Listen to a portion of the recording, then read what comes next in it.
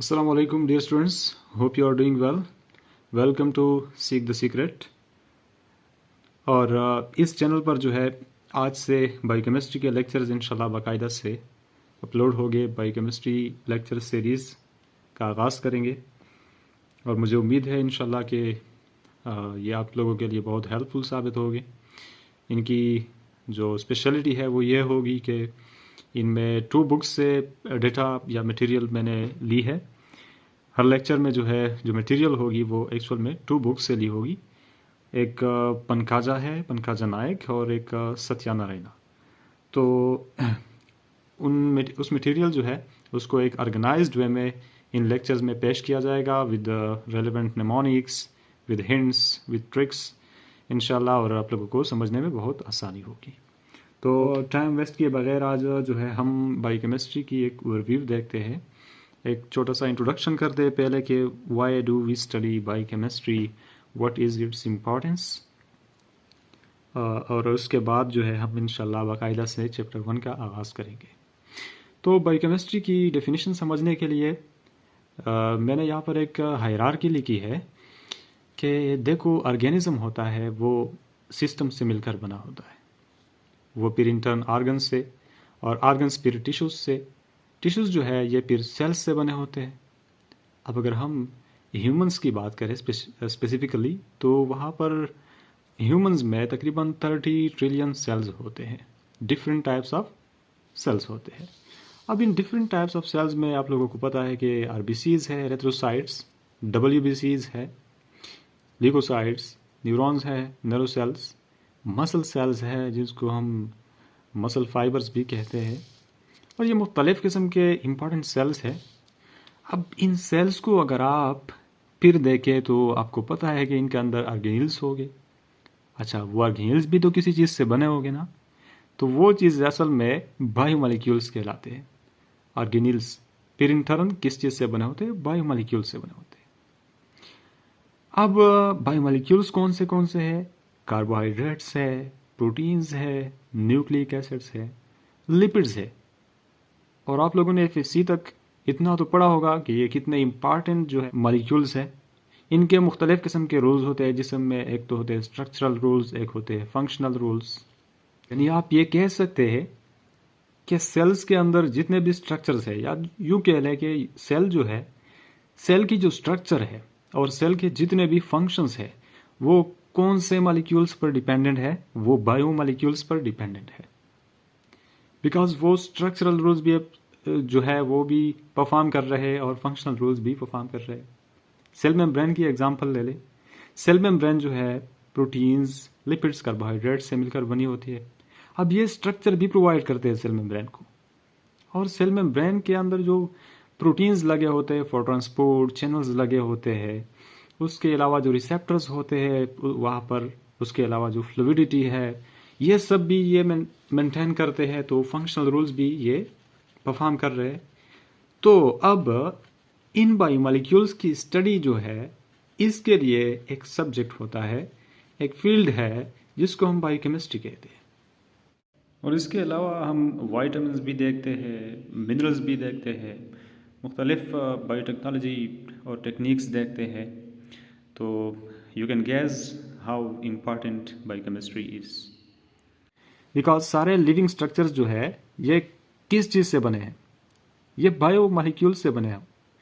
अब बायोमोलिक्यूल्स की proper study करना, उनको समझना, उनकी बिहेवियर समझना, ये फिर लाजमी बन जाता है। तो ये जो एक्चुअल में बायोमोलिक्यूल्स है ये फिर मेजर एलिमेंट्स से बने होते हैं। वो मेजर एलिमेंट्स कौन से हैं?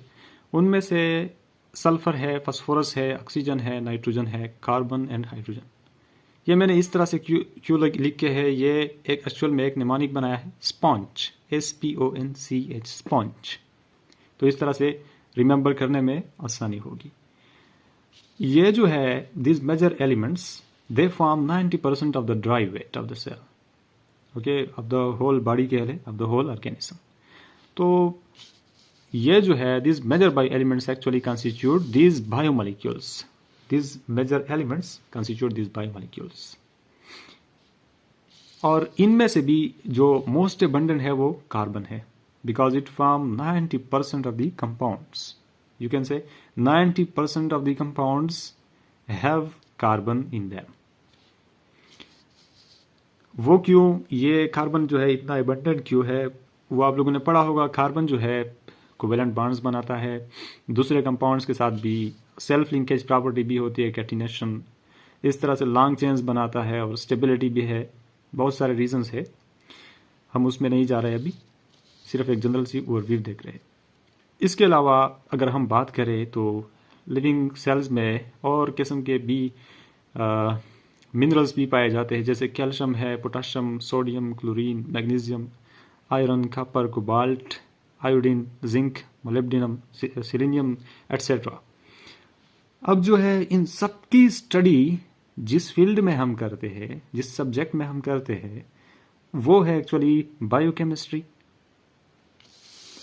अब जो है हम बायोकेमिस्ट्री की डेफिनेशन देखते हैं यहाँ पर कि life is actually composed of lifeless chemical molecules. यहाँ से हमने अंदाजा लगाया इधर से कि life was actually composed of lifeless chemical molecules. वो मॉलिक्यूल्स जो कि बजाते खुद लाइफलेस है, नॉन लिविंग है, उनसे लाइफ मिलकर बनी. यहाँ से हम कह सकते हैं कि बायोकेमिस्ट्री जो है it is actually the chemistry of life. Okay, life की केमिस्ट्री. और बायोकेमिस्ट्री जो है ऐसे मॉलिक्यूल्स की स्टडी को कहते हैं जो कि लिविंग बॉडीज बनाते हैं, जो कि सेल्स बनाते हैं. नाउ हम बायोकेमिस्ट्री की एक फाइनल डेफिनेशन इस तरह कर सकते हैं कि biochemistry is that science which actually deals with the chemical and physico-chemical processes and substances that occur with in them. देखो, एक तो केमिकल हो गए और एक फिजिको-केमिकल, यानी यहाँ जो है ना, केमिकल्स की वजह से जो फिजियोलॉजिकल एक्टिविटीज हो रहे हैं जिस्म में, बॉडी में, वो हम स्टडी करते हैं इस ब्रांच में एक्चुअल में. अब जो है यहाँ पर ओवरव्यू में जो है बुक्स में कुछ टर्मिनोलॉजीज थे, वो यहाँ पर मैं क्लियर कर रहा हूँ. बायोपॉलीमर्स का भी एक टर्म आया है, बायोपॉलीमर्स. बायोपॉलीमर्स क्या होते हैं? आप लोगों ने पॉलीमर्स तो पढ़ा होगा कि पॉलीमर्स आर एक्चुअली, पॉलीमर्स क्या होते हैं? मोनोमर्स मिलकर आपस में वो पॉलीमर्स बनाते हैं. अब मोनोमर्स क्या है? मोनोमर्स जो है, mono means one and mers means unit, a single unit. Okay, और these are also known as repeating units. तो polymers are big molecules actually, these are macro molecules जो कि स्मॉल मॉलिक्यूल्स से मिलकर बनते हैं. और स्मॉल मॉलिक्यूल्स कौन से होते हैं एक्चुअल में? These are the monomers. अब बायोपॉलीमर्स जो है ये एक्चुअल में यही बायोमॉलिक्यूल्स जो है इनको कहते हैं, because they are actually polymers are small units, small repeating units. जैसे कि कार्बोहाइड्रेट्स है, प्रोटीन्स है, न्यूक्लिक एसिड्स है, लिपिड्स है. इनमें से अब अगर हम प्रोटीन्स की एग्जांपल ले लें तो प्रोटीन्स में जैसे कि अमीनो एसिड से मिलकर बनते हैं. तो जैसे कि ये एक अमीनो एसिड है, ये दूसरा अमीनो एसिड है, ये तीसरा है, ये चौथा है, ये इस तरह से 5, 6, 7, इस तरह से मुख्तलिफ जो है various amino acids peptide linkages के ज़रिए आपस में मिलते हैं. तो इससे एक पॉलीपेप्टाइड बन जाता है, पॉलीमर बन जाता है, जिसको हम प्रोटीन कहते हैं. ओके, पेप्टाइड्स भी हो सकते हैं. तो आई होप कि आप लोगों को इसकी समझ आ गई होगी. इसमें से जैसे कि न्यूक्लिक एसिड्स की बात करें तो इनकी जो मोनोमेरिक यूनिट है वो है न्यूक्लियोटाइड्स.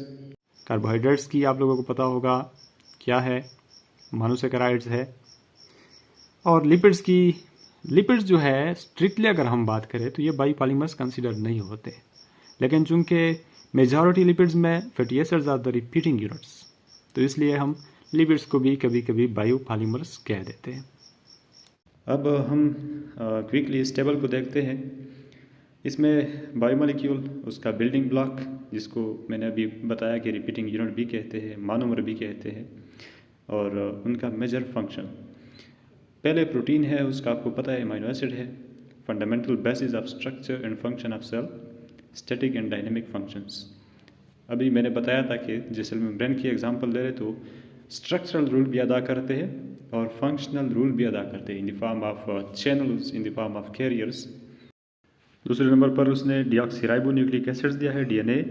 ये डीऑक्सीराइबोन्यूक्लियोटाइड से बनाता है। न्यूक्लियोटाइड्स दो किस्म के होते हैं, एक होते हैं डीऑक्सीराइबोन्यूक्लियोटाइड्स जो कि डीएनए में होते हैं, एक राइबोन्यूक्लियोटाइड्स होते हैं, सिर्फ वो शुगर का फ़र्क होता है। अब डीएनए जो है it is the repository of hereditary information, इसमें हेरिडिटरी इन्फॉर्मेशन सेव होते हैं, जबकि आरएनए जो है ये essentially required for protein biosynthesis. Almost जितने भी आरएनएज है, जैसे मैसेंजर आरएनए है, टीआरएनए है, आरएनए है, सब बायोसिंथेसिस ऑफ प्रोटीन्स में रोल अदा करते हैं। उसके बाद पॉलीसेकेराइड्स उसने दिया है, ग्लाइकोजन एग्जाम्पल लिया है, जिसका मोनोसेकेराइड फॉर एग्जांपल ग्लूकोज।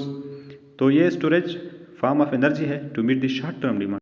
उसके बाद जो है लिपिड है, उसमें फैटी एसिड और ग्लाइसरॉल लिखा है in the repeating unit in the building block.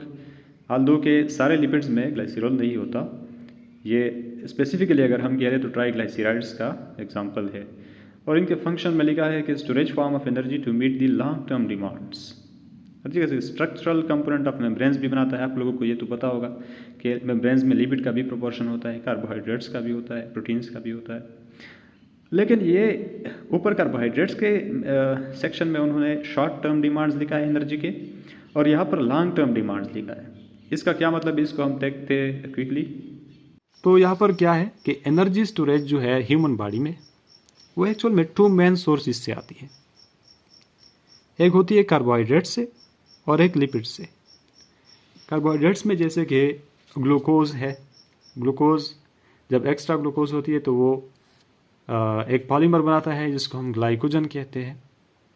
वो ग्लाइकोजन फिर लिवर और मसल सेल्स में स्टोर हो जाता है, और एक लिपिड्स की फॉर्म में होता है। लिपिड्स कौन से है, मेनली वो ट्राइग्लाइसराइड्स है।